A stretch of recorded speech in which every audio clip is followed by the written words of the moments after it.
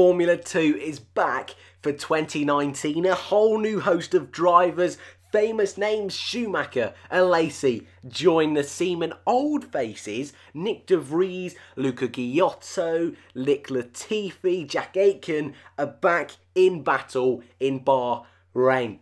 The 2019 season looking like it could be one of the closest yet. Last year, George Russell prevailed over everybody, but the Bahrain race, the first of the season, was actually won by Lando Norris. Those two were the top two in the championship. Alex Albon finished third, all three of them, and now in Formula 1. So welcome to our first almost weekend roundup, if you want to call it that, of the Formula 2 season. If you're not really too sure about Formula 2, it's not really the same as Formula 1. The weekend format is quite a bit different, including a qualifying session on Friday, a race on Saturday, and then another race on Sunday. And almost beginner's guide is up on the channel. You should be able to see that in the top right hand corner of your screen.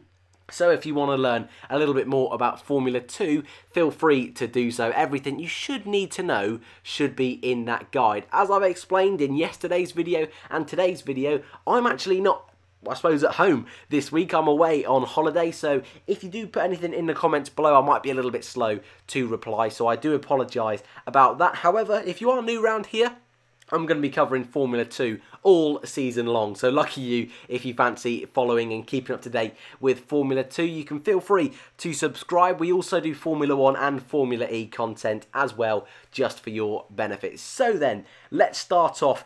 Going into this weekend, we were a little bit unsure who was going to be the front runners. In Formula 2, generally the cars are seen as spec cars, so the performance of the cars is very, very close. Yes, there is some certain differences, and setup changes can make all the difference. So sometimes you'll see teams use a rookie driver and a more experienced driver alongside each other to help prevail overall. So then, going into this year, we weren't too sure who was going to be at the front. We expected some old names to be fighting nearer the front, and as you can see in qualifying, all the top six all competed in Formula 2 before. Luca Ghiotto was on pole position with Louis Delatraz in P2. Nick De Vries, the title favourite, in P3. Driving for ART this season. Nick Latifi was 4th, Jack Aitken 5th, and Nobuharu Matsushita was 6th. For Carlin, the team's champions for last season. Our top and lead rookie was Mick Schumacher, doing a really good job to start in 10th, just in front of Antoine Hubert and Juan Manuel Correa. Race starts.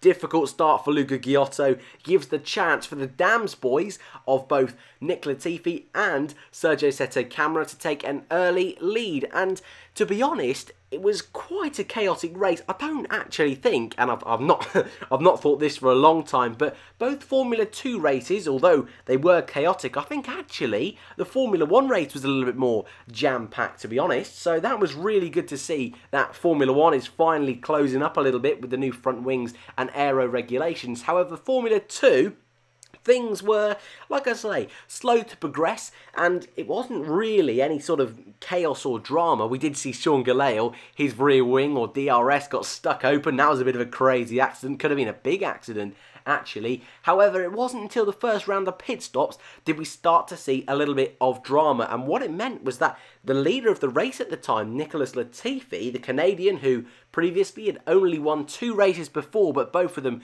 were the sprint races, so the shorter race that is on a Sunday, going for his first feature race win, he was leading, and they left him out late, and a few people saying, oh, that's a brave strategy, leaving him out late, trying to do the overcut. He ended up coming out, I believe, 6th place, but it was an inspired strategy, moving up through the field really nicely, really quickly, and it was an incredibly solid drive from Nicholas Latifi to claim his first feature win in Formula 2. Luca Ghiotto, after a difficult start, also was able to do a really good strategy. He ended up P2, claiming back some points in a race where, like I say, after that start, it was looking unlikely he might even be on the podium. Just a heads up as well, because I'm not here this week, graphics are not going to be at their normal standard for this particular race weekend for Formula 2. Every other video should be fine, but this one in particular, as you can see on screen now, it's a little bit boring, a little bit plain on screen visually, so apologies for that. But Luca Giotto P2, Sergio Sette Camara P3, the McLaren reserve driver, third driver. Also driving for Dam, same as Nicholas Latifi, so a double podium for them, brilliant. Antoine Hubert, P4, brilliant job for the rookie for Arden. GP3 current, well, former, last year is what I'm trying to say, current champion. I expected him to do well, but a P4 starting way down the order. Brilliant job from Hubert. 8th place, Mick Schumacher. Why I focus on that one isn't because it's Schumacher, because what that means is for the race on Sunday, the sprint race, he will start on pole position. And there was pressure on him. I can't deny that.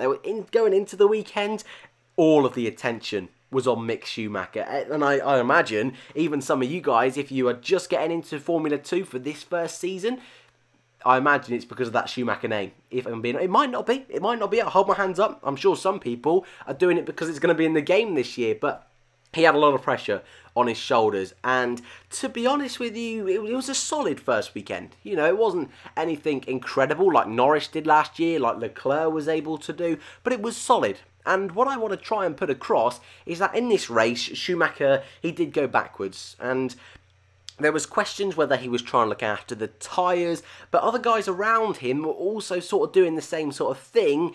Sergio Sette Camara, Latifi, Delatraz, all have experience, yes, and I think that's why they were able to overtake him, but they were trying to do no stops whatsoever, whereas guys like Luca Giotto, Nick de Vries were trying to go on a little bit more of a unique strategy and try and make a pit stop work in the sprint race. We've seen it happen before in Bahrain. Charles Leclerc did it back in 2017. That is one of the best races of all time in Bahrain, an absolute masterclass from Leclerc, that one was.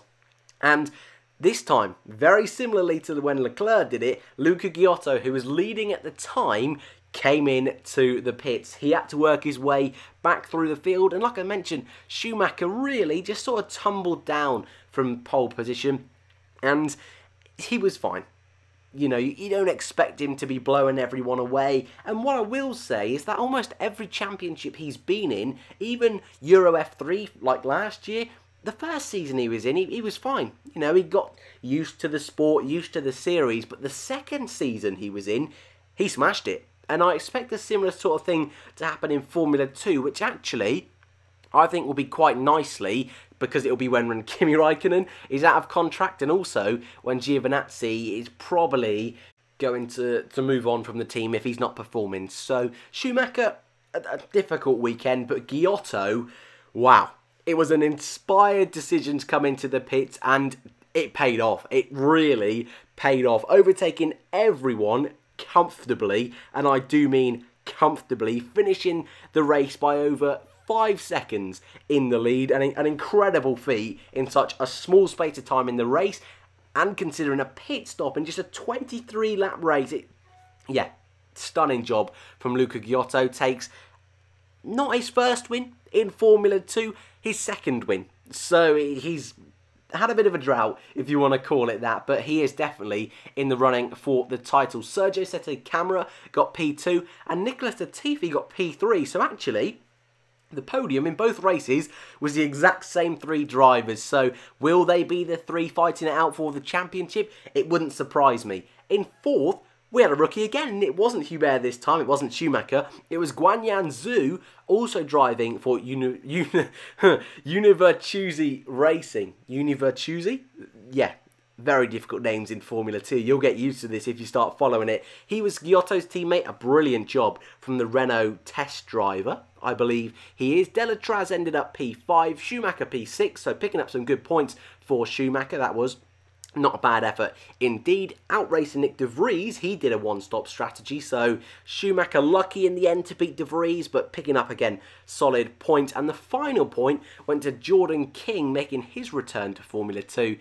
He's had a lot of points. He was around in the days of GP2. So this guy has been about. But your standing sees Luca Giotto in the lead of the championship, Nicholas Latifi in P2, and Sergio Sette Camara comfortably in P3 over 4th place Louis Delatraz, and our lead rookie is Antoine Hubert after that 4th place in the feature race. If you plan on following Formula 2 for this season, hopefully you will consider subscribing to keep you up to date as best I can. Like I say, next time out, there should be a better graphics package.